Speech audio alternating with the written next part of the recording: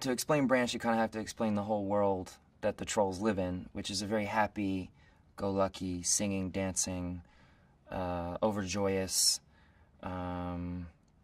ecstatic, I could go on and on, type of world. And Branch is a little more of the outcast, and he doesn't sing, he doesn't dance.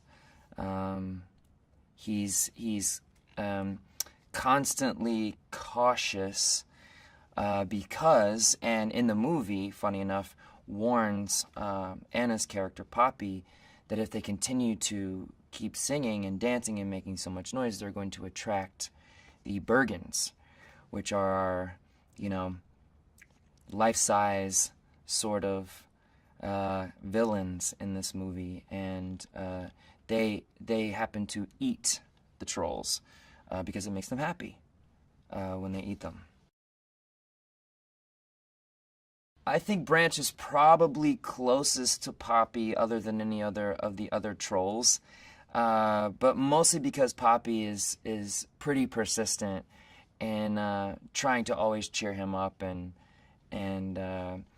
their their relationship throughout the movie is fun to watch. There's a lot of humor between the two of them because they're so opposite, and even though Poppy is constantly so overjoyed, she has her fair share of ribbing Branch too, so there's kind of a little flirtation, I think, that goes on between the two of them. Annoyingly happy to Branch, specifically to Branch. I mean, I think he finds all of just being so happy all the time. I mean, he says to her, life's not always cupcakes and rainbows, bad things happen, and it's like I said, it's fun to watch those two offer each other a different perspective, and for her to learn that, and for him to learn that it's okay to find the good in everything. When they first showed me what Branch looked like, it was in comparison to Poppy, and she's like pink and so vivid, and Branch is like kind of like, even the color's dismal. And for me, I just thought, oh, this is going to be so much fun to play this sort of like sarcastic, slightly pessimistic, or very pessimistic character, because I don't get to do that a lot. The thing that tripped me out was how much texture there is in the animation. I remember them saying that, like, yeah, we found, some new code to give new texture to the animation, and then you see the actual hair on the trolls, and it looks like unbelievable when you see it fully done. So I actually can't wait to put 3D glasses on and see it like that. Famously, since the creation of these, sort of mythical creatures, the trolls, their hair has always been a big part of it, I think. And I don't know why, but it definitely for our movie, I think it serves as, it's such a big part of who they are. They're able to, the fact that the directors and the animators were able to come up with them being able to use it as an extension of their bodies, it's a pretty ingenious move.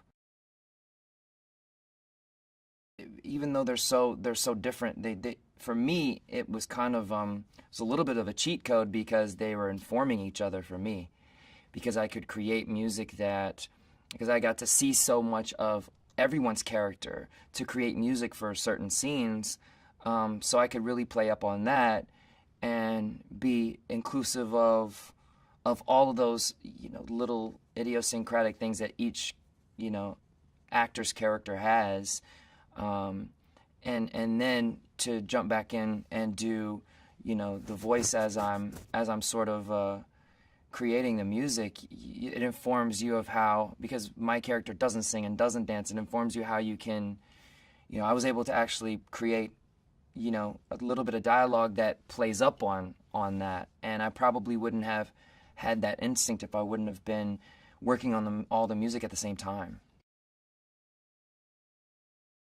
To work with such great people who are great, actors, great performers, as far as acting goes, but then to have the other side of them having such great musical ability and great voices, it definitely makes your job as the music producer a lot easier because you got to go in and cut all these vocals, and if they don't sound good, you got to figure out a way to make them sound better. And I didn't have to do any of that. I mean, everybody just came in and crushed their parts, their singing parts. Doing voice work for an animated film, you constantly get to chip away at it and go back and revise it, and you don't have that luxury when you're making a live action film. And to be involved with the music, as I kind of alluded to before, to work with the directors on that and for them to have their ideas, it's a constant reminder of the world that you're trying to create. And the music has to be a part of that. It has to be special to that world, and I think they all inform each other. There's a whole team of people that are contributing, and it's nice to have because you get the director's point of view and you get the producer's point of view. You get the music supervisor who has to go out and clear these songs and make great suggestions for songs that work in a scene. And every once in a while you come across something like True Colors that is such an amazing song, and what it stands for in the world is such an amazing thing at the time the song came out.